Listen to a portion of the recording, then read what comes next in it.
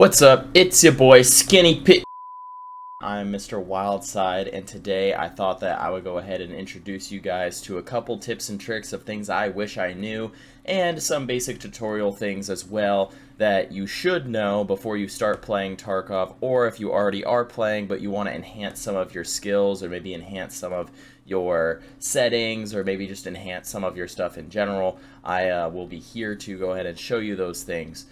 Before I get into it, shout out to the Real Pots. He wanted me to go ahead and make a video, and it was about time that I made another tutorial, since my last tutorial was very basic and more of a meme than an actual tutorial. So today we're actually going to be looking at more of a real tutorial and kind of showing it like the real settings and stuff like that. Without further ado, let's go ahead and jump right into it. Alright, so this is going to be your hideout, and inside your hideout you have a lot of different things going on.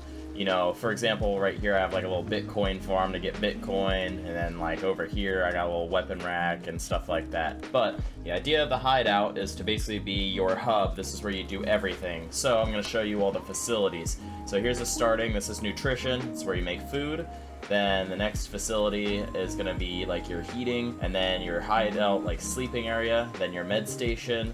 Then you have a gym in here where you can get a gym. You get this later on in the game. You have to break down the wall and everything, and you can train your strength. This is a trophy area where you can keep all of your trophies.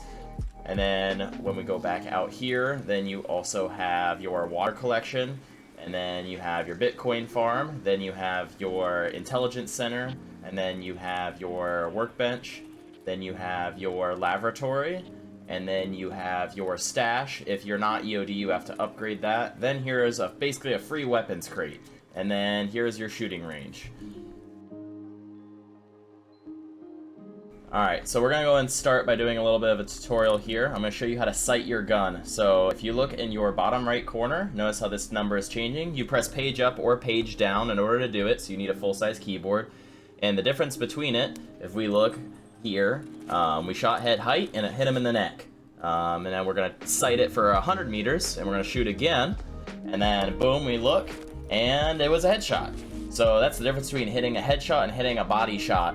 So you really want to make sure you're sighting your guns, especially at long range encounters. Alright, the next thing I'm going to show you is recoil. So visual recoil means a lot. So this is a 1x, and it shoots up pretty high, you know, pretty vertical for the most part, a little bit of deviation.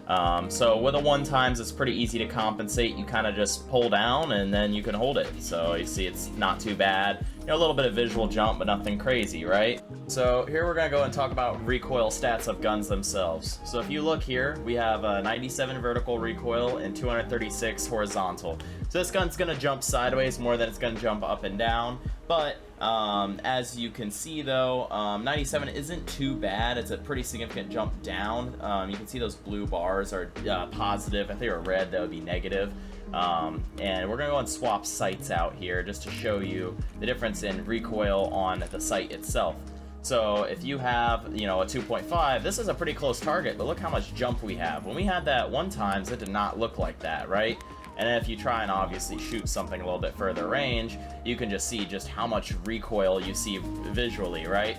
And then I'm going to go and show you on a 1x sight. If you look, that recoil visual is not nearly as bad. The whole lesson here is really just understanding if you're going to shoot full auto, you want to use a smaller sight. If you want more range, use a bigger sight.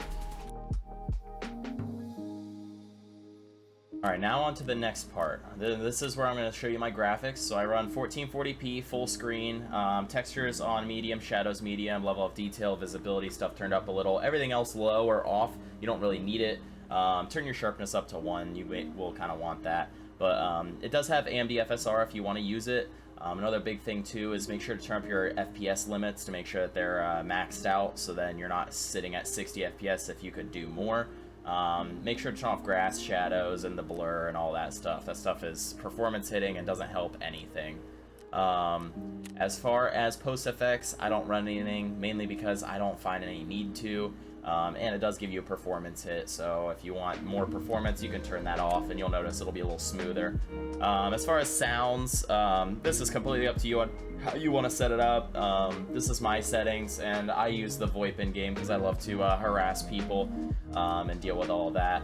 But on the next page, this is all of my controls. Feel free to pause at any time to copy down my settings if you would like to try them. I find them to be very simplified.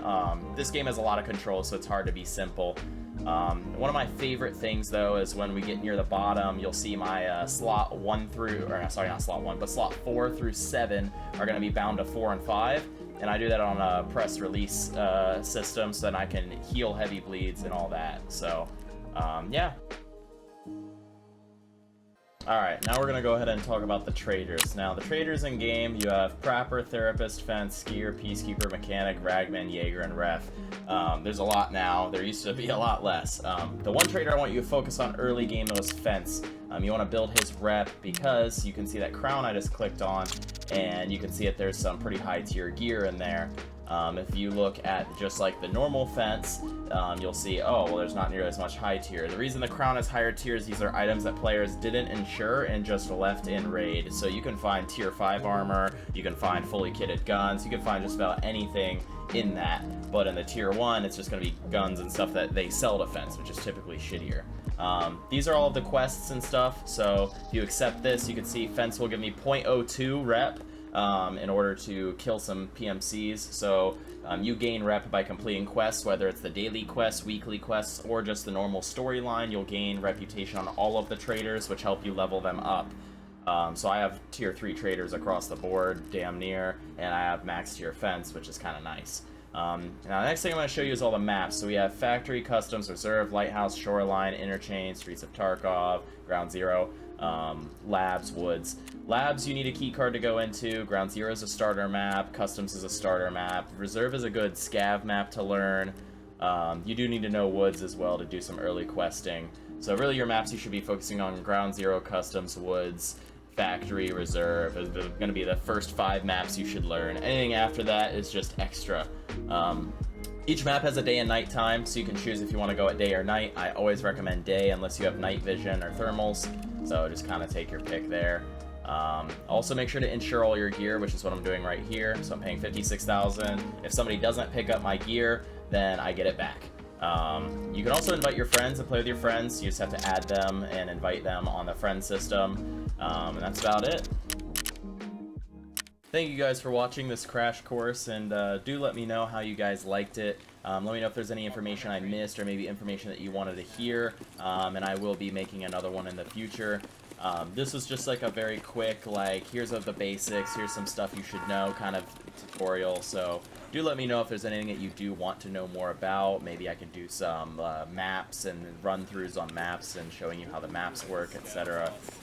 But yeah, make sure to leave a like and subscribe, and I will see you guys in the next one.